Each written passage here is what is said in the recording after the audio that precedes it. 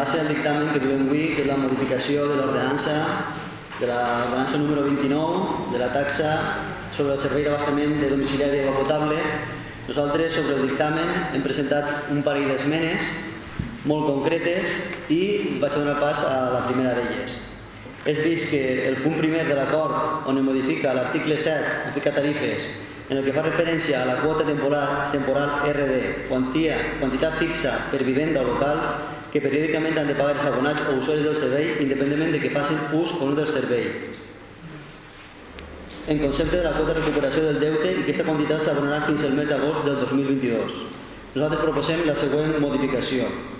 Aplicar a la quota temporal RD, calculada en 2,03 euros més, la diferència derivada de compensar en la temporalitat que aquest concepte va estar vigent en el nou rebús de l'aigua potable per recuperació del deute fins a agost del 2022, el cànon anticipat que l'Ajuntament encara té disponible en les arques municipals a tenor de la concessió del servei d'aigua potable, fent-ho de manera proporcional a les anualitats que s'han de compensar, amb el clar objectiu de reduir substancialment aquesta quota fixa que han de pagar els usuaris en la pròxima dècada. Sí, bé, nosaltres entenem que l'esmena i la proposta és adient en este plenari, ja que, com bé ha dit el company del Partit Socialista, en el plenari que vostè ens duen en el conveni, tancat, firmat, rubricat i sense possibilitat de dir ni una, o la veritat que poques possibilitats teníem d'introduir. Per què? Perquè vostès, com sempre, actuen unilateralment i se descomptaren la resta dels grups. La proposta tècnicament és possible? Sí, senyor Escobedo, tècnicament és possible. Políticament vostè la volen assumir? Doncs ara se veurà. Si voten a favor, vol dir que estan a favor de que els consumidors, en aquest cas els que tenen que pagar el rebús tots els mesos de l'aigua potable cada 3 mesos, doncs tindran que pagar menys diners. Si vostè voten en contra, el que volen dir és que el veí té que pagar més diners. Per què?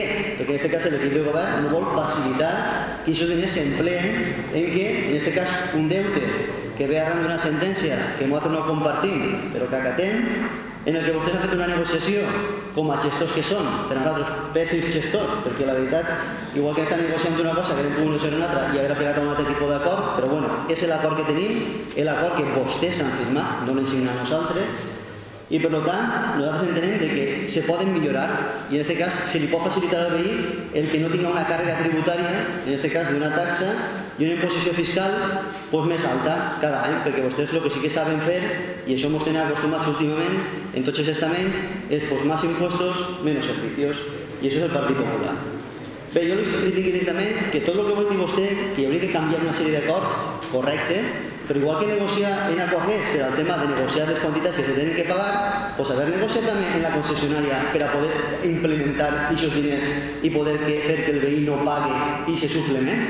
I això ho tindríem ara reflexat tant en el conveni que aprovarem el 15 de març, perquè al final hi ha que pagar, perquè hi dura la sentència, però en aquest cas també el veí, quan fem la distribució tarifària, doncs tindria que pagar menys o substancialment menys. I fins i tot, si aplicaran una altra sèrie de mesures, possiblement ni aquest deute el tindrien que pagar els veïns de Llíria. El que passa que vostès és molt fàcil dir, doncs mira, jo tinc els dinerets ahí i que vagin pagant els veïns. I això és el que nosaltres entenem de que havent possibilitat no se té que fer. I per això li diguem en el ple de març i ho repetim avui en l'esmena. I per això nosaltres proposem que com tècnicament és possible, vostès assumisquen políticament de que aquesta implementació d'aquests diners per a que els veïns de Llíria no tinguin aquesta pressió fiscal més alta que vostès volen posar. Moltes gràcies.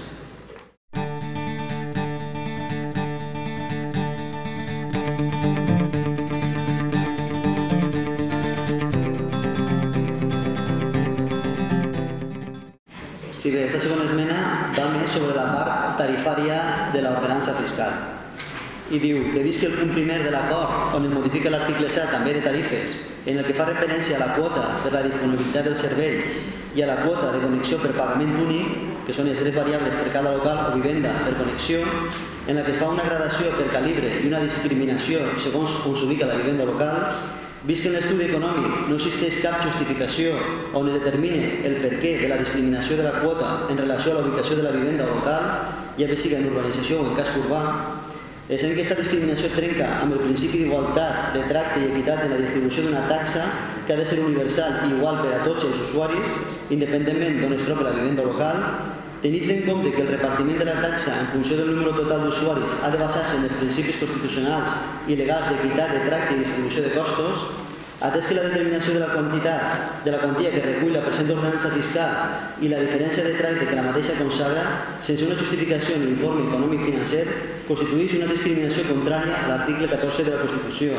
en relació a l'article 31 de la Carta Magna, on es reconeix el principi d'igualtat tributària i, per tant, sent aquesta quantificació una distribució clarament discrecional i arbitrària per part de l'Ajuntament sense uns fonaments jurídics o tècnics que ho avalen. Proposem la següent modificació. Aplicar a la quota per la disponibilitat del servei i a la quota de connexió per pagament únic, drets variables per a cada local o vivenda per connexió, una mateixa quantitat sense discriminació per raó de lloc d'ubicació, al igual que es fa amb la resta de quotes que s'imposen en esta taxa per prestació del servei d'aigua potable. Sí, bé, senyor Escobedo, anem a veure, des de Compromís, i jo personalment, jo crec que nosaltres evolucionem.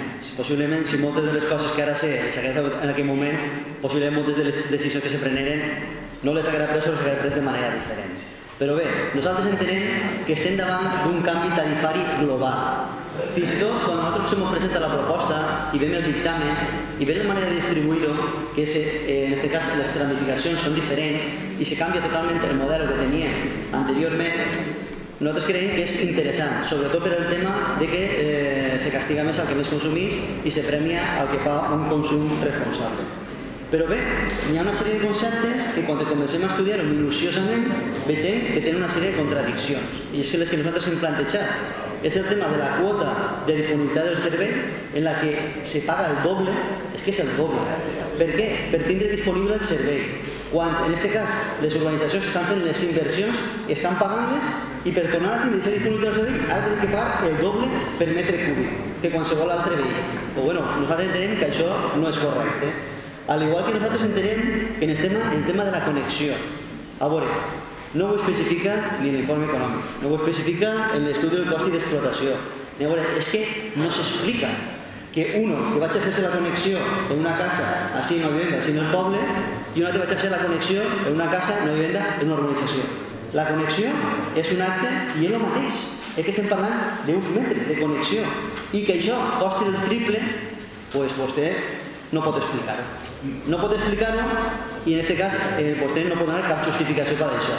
S'ha centrat en el tema del cost del servei, però no m'ha explicat el tema de la connexió. Per què? Perquè no n'hi ha explicació vàlida ahí. Perquè no n'hi ha justificació que diga que fer una connexió en el casc urbà vale el triple, en els urbanitzacions vale el triple que fer-lo en el casc urbà. No s'explica. Per tant, és un dels conceptes que nosaltres entenem que en el que és la nova proposta tarifària hi ha que modificar. I en el tema de lo que és la disponibilitat del servei, nosaltres entenem que els veïns ja estan fent un esforç molt gran de pagar les xarxes, de pagar les urbanitzatcions, de pagar les infraestructures i a més vostès han qualificat una càrrega supletòria de disponibilitat del servei. Bé, doncs anem a corregir-ho. Si estava mal, anem a corregir-ho. Nosaltres entenem que són dos tractes discriminatoris en quant a la disponibilitat del servei i en el tema de la connexió. En un se paga el doble i en l'altre se paga el triple. Anem a veure, aquí hem pogut buscar una altra fórmula de repartiment de les càrregues. Fins i tot, nosaltres estem perquè el que més consumisca, que més càrrega tinga, perquè així el que busquem és que se faci un consum responsable. Per què?